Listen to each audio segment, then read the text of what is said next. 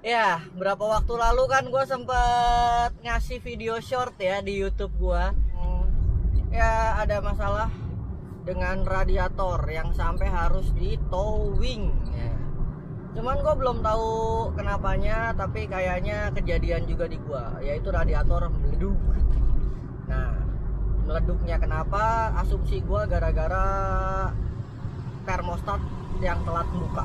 Cuma nanti kita pastiin bareng-bareng. Muter depan.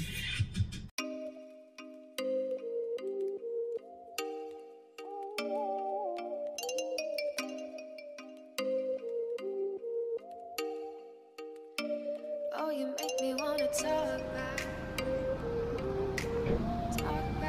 to you. Say it like that. If I hate you, then find someone new. Orang mana itu doang? Maybe Udah but you know right no. So I choke you down just like a pill. Take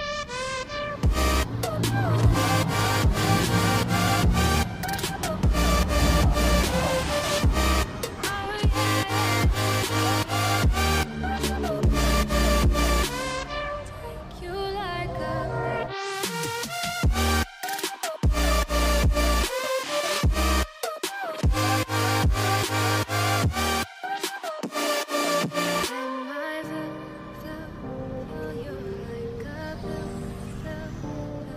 Dan akhirnya kita geret-geretan karena udah bocor. Ular-ularan, agak ngeri juga ya.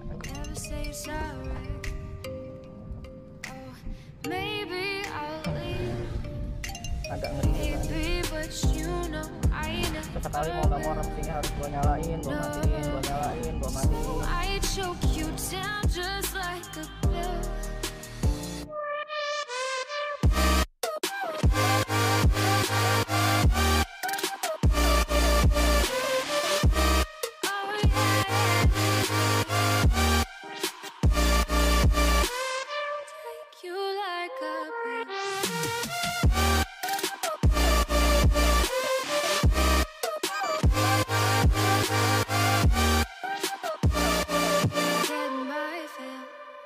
Ya, nih gue udah di sekolah lagi dan mobil udah dikerjain sama temen gue. Kenapa temen gue yang ngerjain bukan gue? Jadi ada satu cerita konyol. Dulu gue sempat matain bautnya si putih, yaitu baut support shock breaker. Jadi bokap agak-agak ya begitu deh ya sama gue. Karena ya namanya mekanik, lu belajar ya sama kayak lu belajar motor sama lu belajar mobil, kalau nggak nyenggol nggak jago. Katanya sih begitu, tapi ya udahlah, itu intermezzo. Tapi lanjut, gue pengen bahas soal si putih dan VT short gue yang pada saat itu ada satu wuling yang digeret sama mobil derek jasa marga ya. Nah kasusnya sama, yaitu radiator meleduk. Nah ya, satu termostat yang kayaknya telat buka. Cuman gue nggak yakin 100% itu telat buka, karena memang ada kemungkinan aja ya. Tapi sempet gue coba gue rebus, bukaannya emang beda antara termostat lama dan termostat baru yang usianya udah di atas 140.000 kilo. Atau kalau di temen gue udah 5 tahunan, kalau gue itu udah mau 150 ribuan. Dan sebenarnya ini masih asumsi. Apakah dari kelemahnya termostat itu bikin tekanan berlebih atau enggak, gua nggak tahu. Tapi harusnya semua sudah diprediksi dan semua sudah diperhitungkan sama engineer dari si wuling.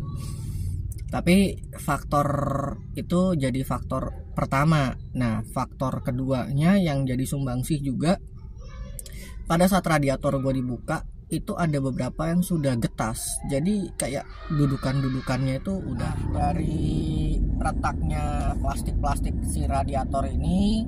Itu menurut gue juga jadi faktor sumbangsih ya, karena ya lo kekuatannya udah beda. Nah itulah kekuatan plastik ya. Kalau dibanding sama mobil-mobil dulu yang masih pakai aluminium ya, gua nggak bisa bohong, lebih kuat pakai mobil lama kan, pakai material mobil lama yang radiatornya masih pakai aluminium. Cuman gua nggak tahu di mobil lain apakah usianya sama atau enggak. Cuman kalau di Wuling sih antara 140 ribuan sampai 150 ribuan itu udah warning dah kalau buat menurut gua. Dan itu jadi faktor yang menurut gua jadi sumbangsih yang cukup besar juga, selain dari tekanan yang tiba-tiba ngelonjak gitu kan akibat dari bukaan si termostat yang kurang, dan ditambah dengan kekuatan radiator yang juga udah menurun gitu kan, ya udah akhirnya pecah. Tapi ya udahlah ya, mau gimana, ya udah kejadian.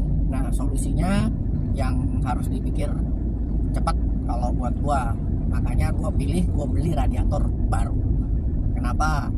Paket hemat bisa aja gua ganti rekondisi atasnya dulu, atau kalau mau sedikit lebih mahal gua rekondisi langsung atas dan bawah. Tapi yang perlu teman-teman pikirin juga, namanya rekondisian kerjaan tangan manusia sama pabrik pres-presan mesin itu beda. Kekuatannya lebih cakep yang pres-presan mesin. Jadi kalau yang rekondisian manusia biasanya yang disangsikan adalah kekuatannya berapa lama. Nah untuk mobil perang itu gua nggak mau pusing dah. Kalau nyampe 2 kali 3 kali kerja kan hasilnya sama aja, bahkan bisa lebih mahal. Jadinya ya udah gua beli baru.